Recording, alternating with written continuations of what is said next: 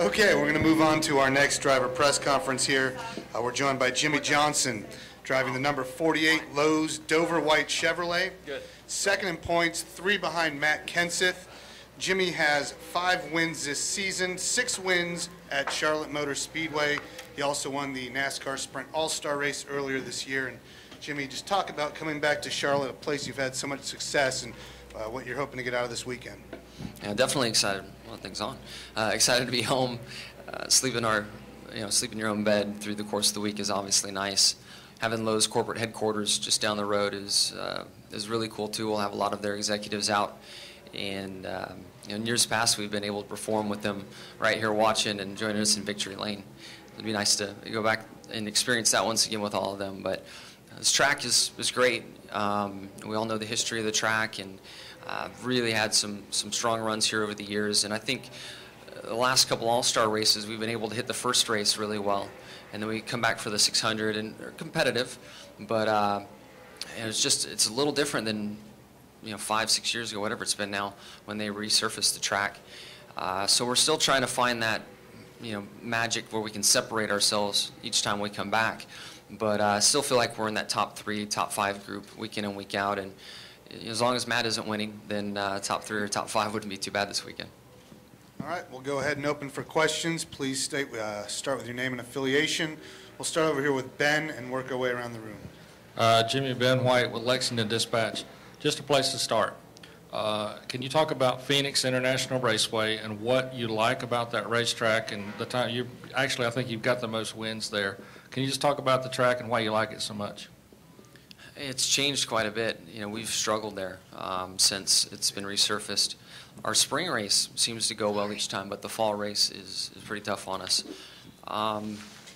It's a totally different rhythm now through 2, and I call it turn 1, then turn 2, and 3 and 4, but some call it 1 and 2 in the dog legs. So whatever that little section of road is over there is really different than what we've had before. And then the surface is this new asphalt that we can't get a tire to stick to all that well. So hopefully, it's obviously in an extreme climate area, hopefully that asphalt will give up and we can get a second lane working, because they spent a lot of money to build progressive banking into some areas, and modeled on their modeling they had 2 and 3 lanes working around there, but we haven't been able to see it yet, and I hope that we go out there this fall and we get it. Viv Bernstein, New York Times. A lot was made back in 2010 of the mind games you had with Denny, and then last year the mind games kind of with Brad, 2 younger drivers. Now that you're challenged by a guy like Matt, how do you play those games, or can you play those kinds of games? I don't spend a lot of time thinking about the games. I mean, I felt like with Denny, whatever our personalities, and we've always given each other a hard time in a good way. There was just some opportunities there where I could jab at him, and I think Kevin Harvick at the Champions press conference we had really opened the door for it all to start happening there. So, Harvick had a very helpful hand in all of that and getting it going. But, I honestly, with Brad last year, I'm not trying to play games. When you're asked so many questions over the course of that week, and you're talking about someone's experience level, if they're defending something, what are those emotions, and those conversations come out of me kind of playing head games and stuff like that. And really, I'm just answering questions and stating the facts, and also stating facts that I know I've lived through and the challenges that I've had to fight through. So with all of that, Matt has the experience. He's been a champion, and it's not no one's immune to it, but I feel like with someone that hasn't won there first, you can suggest a few things that make them think more about it. And if I don't know what or if or how or any of that with Matt, if it would develop, or there's other years where I've raced Jeff for the championship or Mark Martin, there wasn't anything to really mention there. So I don't have an agenda or a plan to, and I didn't necessarily those years either. But I'm sure there'll be something to talk about once we get to Homestead. Brian and then Tom. Brian Nelson, MRN. Jimmie, next week at Talladega, a lot of folks have been You know, I think you were one who talked about it just kind of being an unknown. Anything can happen. How white knuckle an event is that for you, that the tension of racing at Talladega where, you know, your championship can go up in smoke at any moment? Yeah, it's tough. And with this rules package, riding is not the thing to do. You'll never get back to the front. So you've just got to go race and cross your fingers and go for it. You know, just hope that the Lady Luck's on your side and that you make it through. The guys that we're racing with right now in the championship historically go and race. They don't ride. So even if that opportunity was there, it would have forced our hand to race. So I'm just going to show up and race. You know, I've been able to finish all three so far this year, and I think all three in the top 5. So hopefully we can keep the streak alive. Hi, Jimmy. Tom Jensen, FoxSports.com. This is your 10th chase. How do you feel about where you're at right now with all the experience that you've got? You like the place you're at? You feeling good about winning another one, or you think it's going to be more of a challenge maybe this year than some years past? It's never easy. I do feel very good about our chances, though.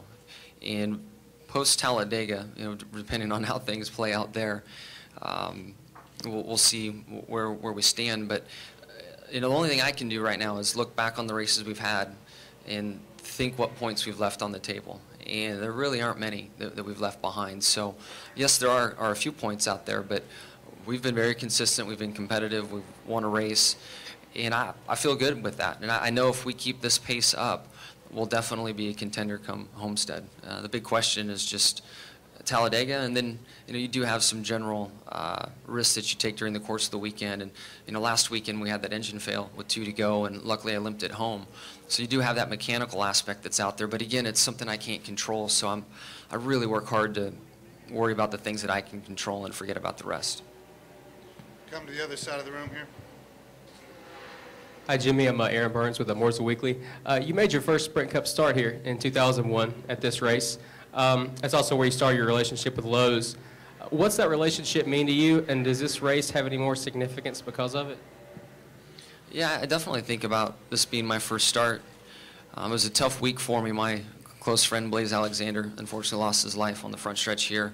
So it was a weird and emotionally charged weekend for me. The ultimate high of qualifying for my first Cup race, the relationship with Lowe's. The Lowe's car that they had at the time didn't make the show, so there was that, you know, big positive emotion swing in that direction, and then, you know, the tragedy with my friend pulling me in another. So just a crazy week, and by the time Sunday came around and I was in the race, my emotions back under control and really enjoyed the experience on the track. And I'll never forget that first aha moment I had was leaving the end of pit road, and I was running somewhere in the top 10, top 15, and Mark Martin, Dale Jarrett, and Jeff Gordon were all around me. And I still kind of get the goosebumps now thinking about it. I just rolled off the end of the pit road, and I'm like, I'm here. Like, this is where I've always wanted to be, and I'm here.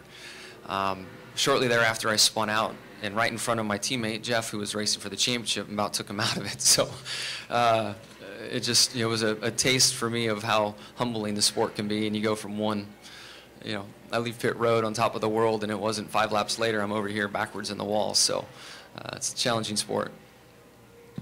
Nate, then DC. Nate Ryan, USA Today Sports. Jimmy, there was an incident where a Cup driver was arrested a couple of days ago. Without getting into the specifics of that, so many times NASCAR gets hailed as being unlike other sports where athletes might be more susceptible to being involved in a police blotter, headlines for the wrong reasons.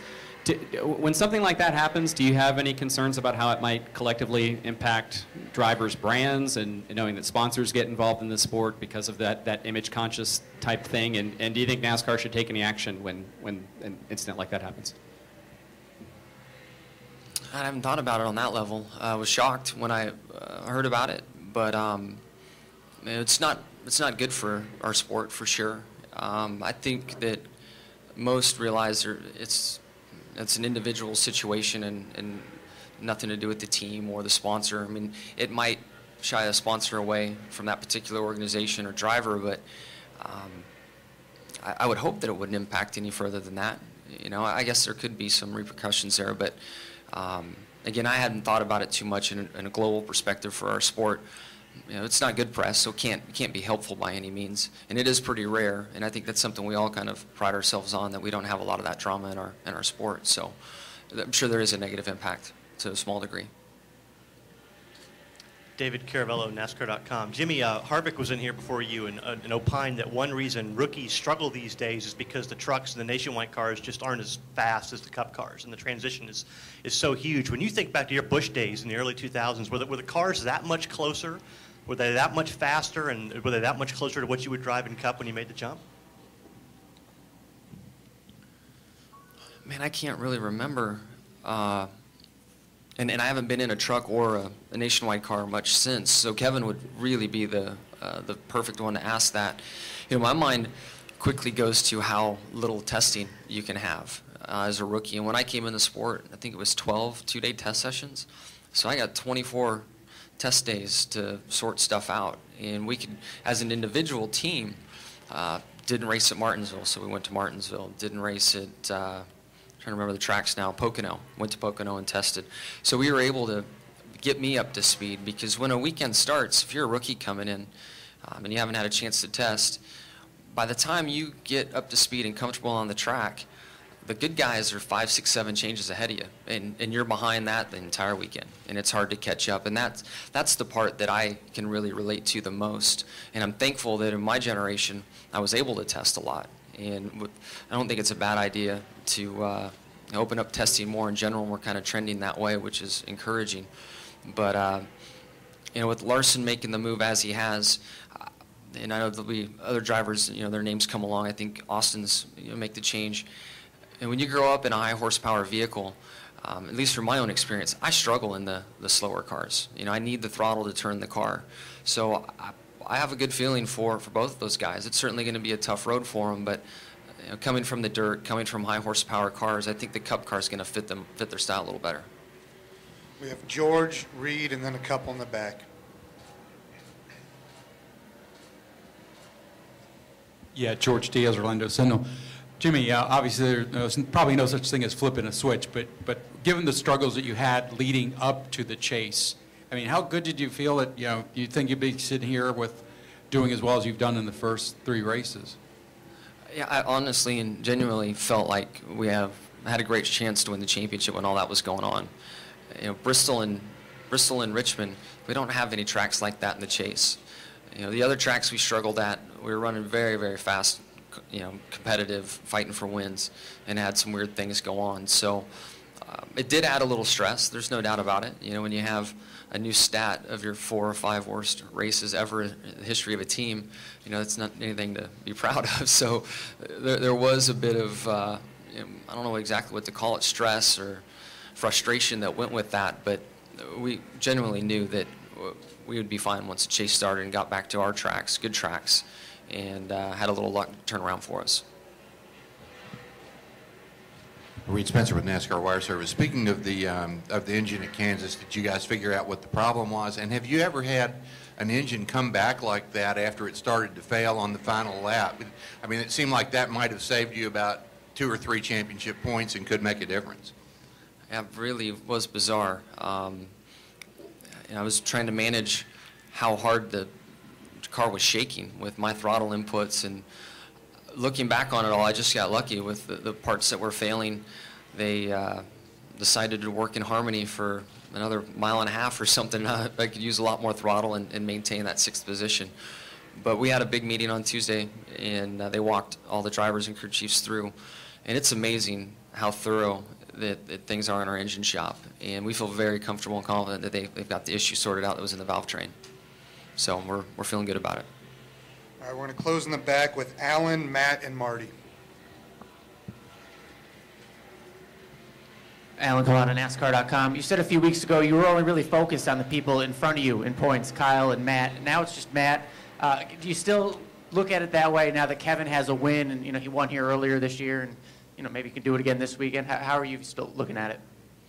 Yeah, kind of the same. And I mean, even before when I mentioned looking forward, you've got to be aware of people behind you. But I think any psychologist or type of coaching you would listen to, nobody wants you to look behind. They always want you to look forward. So I'm certainly focused forward and just trying to get that top spot. I was really motivated last week and hopeful that we could leave Kansas as the points leader.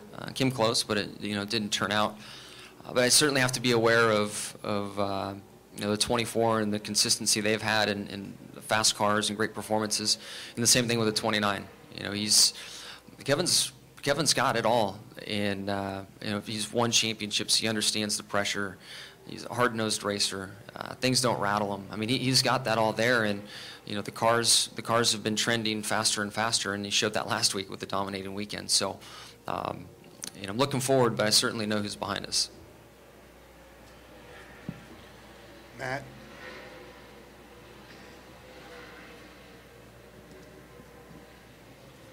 Is it my turn?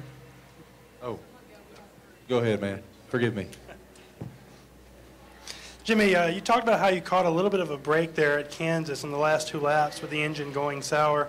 How important is it that you have both good luck and fast cars to overcome the bad luck in the chase? And do you look back at that and see that as kind of a defining moment of your championship run this year, that it didn't go completely south? Well, it's early, and Talladega's still out there, so it's tough to look back on 4 races and spot the defining moment. But that could have, when the motor first started going, I thought it was over, and I was looking for white smoke, and thought that I wouldn't finish the last lap, and started to develop the opinion, okay, I'm going to finish, but I'll be 15th.